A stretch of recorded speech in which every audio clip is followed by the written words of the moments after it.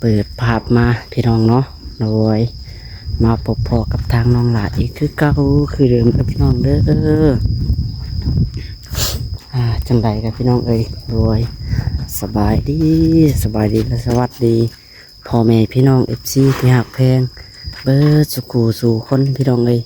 เบิดสมองสู่บอลเนาะพี่น้องเนาะบ่ว่าสิเป็นพี่น้องฝั่งไทยพี่น้องฝั่งลาวเนาะทางต่างประเทศพี่น้องเอ้ยก็ยินดีต้อนรับทุกท่านเข้าสู่ช่องน้องไทยหลายคือเก่าคือเดิมเนาะพี่น้องเพิ่มเติมมื้อนี้พี่น้องเอ้ยมาอยู่ที่เฮือนชานั่นเต้นของน้องเตยทองพี่น้องกำลังสิชวนกันว่าตักดินสุกเข้าถมบันไดเพิ่นพี่น้องเป็นคันไดก็ก่อแล้วล่ะเนาะเรียบร้อยพี่น้องเอ้ยก่อคันไดเฮือนน้องเตยทองก็ค่อยเฮ็ดไปจังซี่แหละพี่น้องเนาะบอกแปกไปไปประตูก็ยังทันได้มีน้องเพิ่นก็ได้เนาะมีแต่ชวนกันตักดินเข้าพี่น้องเอ้ย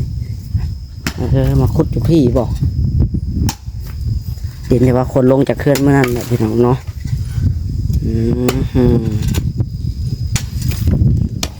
เอาสบายดีน้องถวยทอง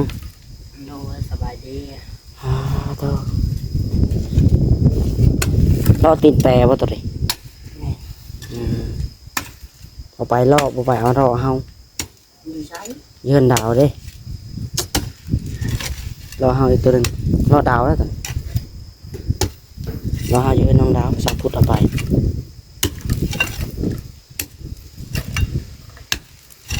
เด้สังพุทธเอาเนาะยังบ่เห็นมาอยู่พี่น้องเลยแนมก็เห็นเดี๋ยวว่าFCว่าโอ้ทักคอมเมนต์มาไปอัปเดตเพื่อนสังพุทธให้เบิ่งแน่ว่าซั่นเพิ่นบ่ได้มาได้พี่น้องมื้อยังบ่เห็นเพิ่นเทื่อนี่ก็9 โมงแล้วพี่น้องสิเข้า10 โมงแล้วได้เนาะแต่ว่าเพิ่นข่าวเวียกเพิ่นบ่ได้มาบ่มื้อนี้เนาะหรือว่านัดใดเด้เนาะให้น้องถวยทองขุดน้องหลาสิตักเพียง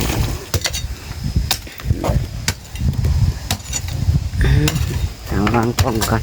เนาะเปิดกัน2ไอ้นอกพี่น้องเลย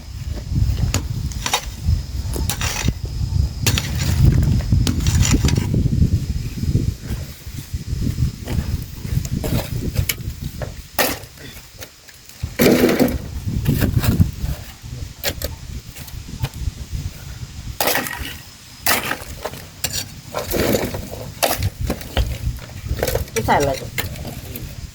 ผับลงปูครับใส่ในพื้นไว้ข้างใน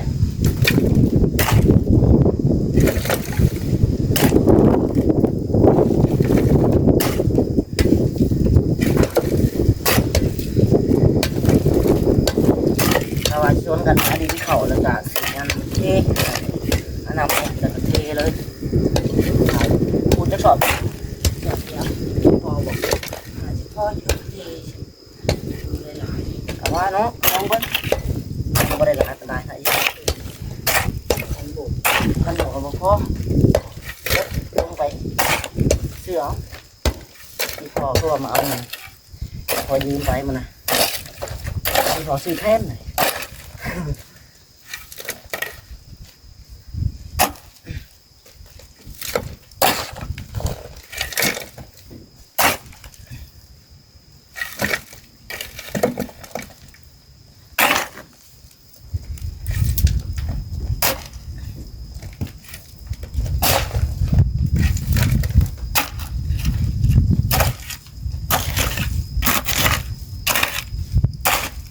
ไปเดี๋ยวเรา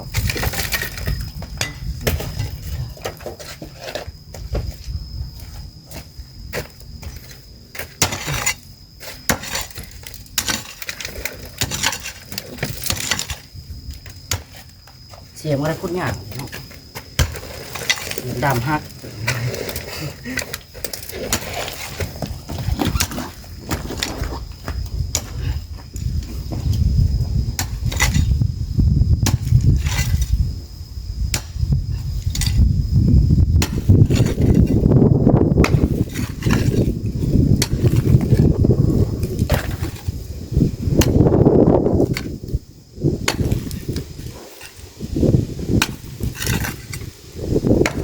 ตกมันแจ่มเนาะ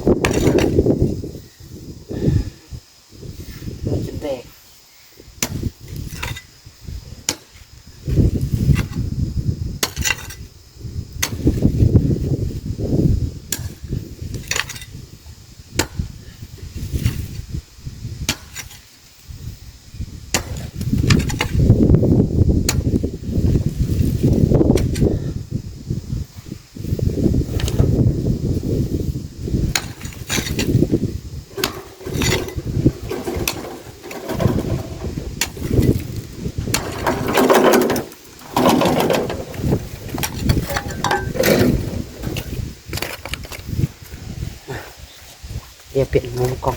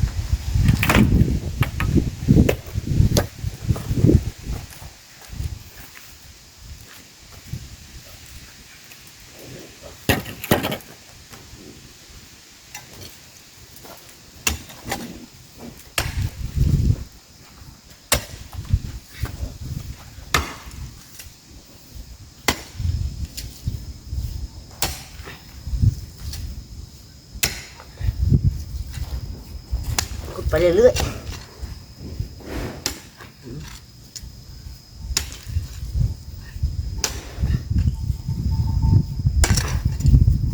ว่าสิไปอัปเดตมันเกิดห้ามเพอตรงนี้ก็ยังทันได้ไปพี่น้องเนาะคาเวียดอยู่นี่ช่วยน้องถือทองก่อน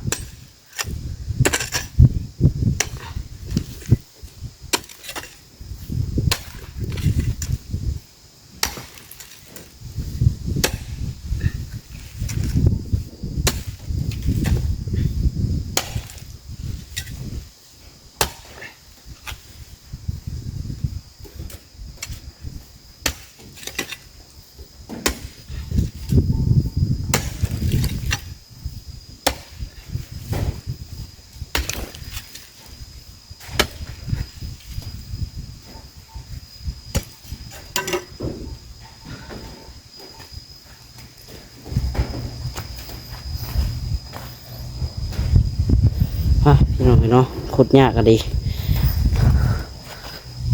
ดามจกมันฮักพี่น้องเลยขุดยากนี่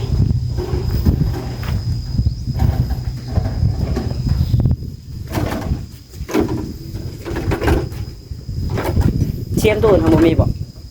เสียมจก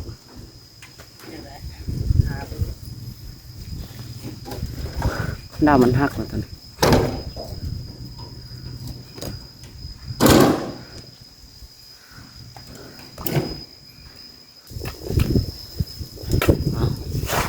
สวัสดีหน่อย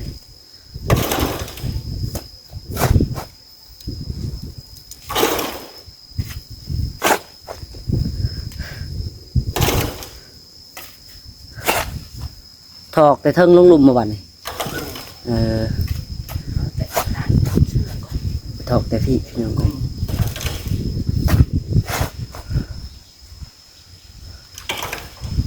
ชีจกมันคุ้นยากนะมือจะพุงแป๊บเดียว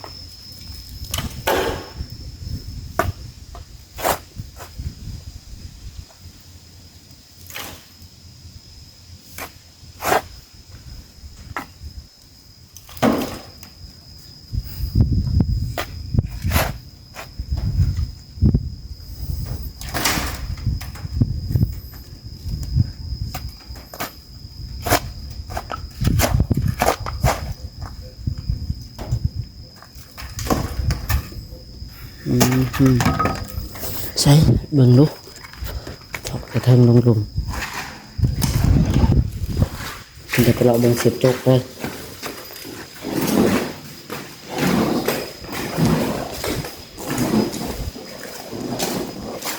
เ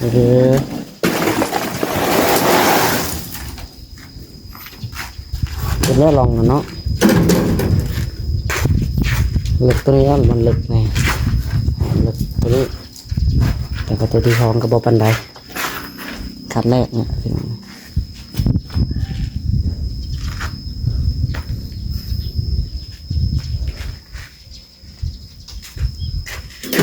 ไปพี่น้องเลยไปหาเราไปเก็บโจ๊กขุดบ่ได้เสียมตัวนี้ ขุดยากด้ามมันหักมันเจ็บมือจับไรหาเราะเบิ่งดูเสียมด้ามสั่นเนาะก็มีอยู่ด้วยเขาเอาใหายไปหน้าไปจากเนาะเขาให้กันเอาไปหน้าไปจากพี่น้องเลยเพราะว่าทางเจ้าไปหวานก้าเลยขุดสมแจขนา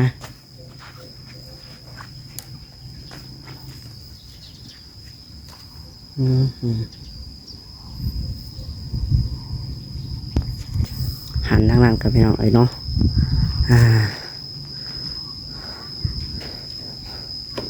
น้องจอยก็มิดอิมซิมพี่น้องเอ้ยจักเห็ดหยังเนาะจะว่านอนไปจักนอนรับจักน้องจอยเนาะโอ้ยพี่น้องเอ้ยเท่าที่น้องไม้อันนี้น้องจอยน้องละส่วนซอยเพิ่นอยู่พี่น้องเอ้ยมันได้จนแล้ว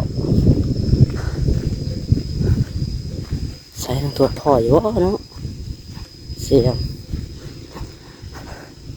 ยังว่าผู้เดียวกับพี่น้องน้องหลากันเลยโอ้ยผู้ช่วยเอ้ยวันใดสิมาเนาะ จักรลินน้ำกระบอกเห็นมาพี่น้องเอ้ยแนมเป็นตะเฮือนเนาะก็สร้างอยู่เสาระก็ได้สูทะเลอยู่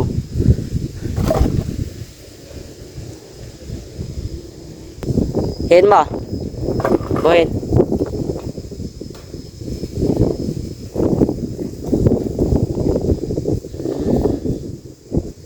ไปสนะพี่น้องเอ้ยโอเคสำหรับคลิปนี้ไปเนาะถ้าน้องหลายจะขอตัวลาไปก่อนพี่น้องเลยไปพบพ่อกันคลิปต่อไปเนาะพี่น้องเนาะไปพบพ่อกันคลิปต่อไปพี่น้องเลยสำหรับคลิปนี้ก็จะขอกล่าวคำว่าสบายดีพี่น้องบ๊ายบายเดี๋ยวขอตัวให้วิ่งงานก่อนพี่น้องเลยเด่นกุดให้มันแล้วเดี๋ยวมันสีแดดเนาะ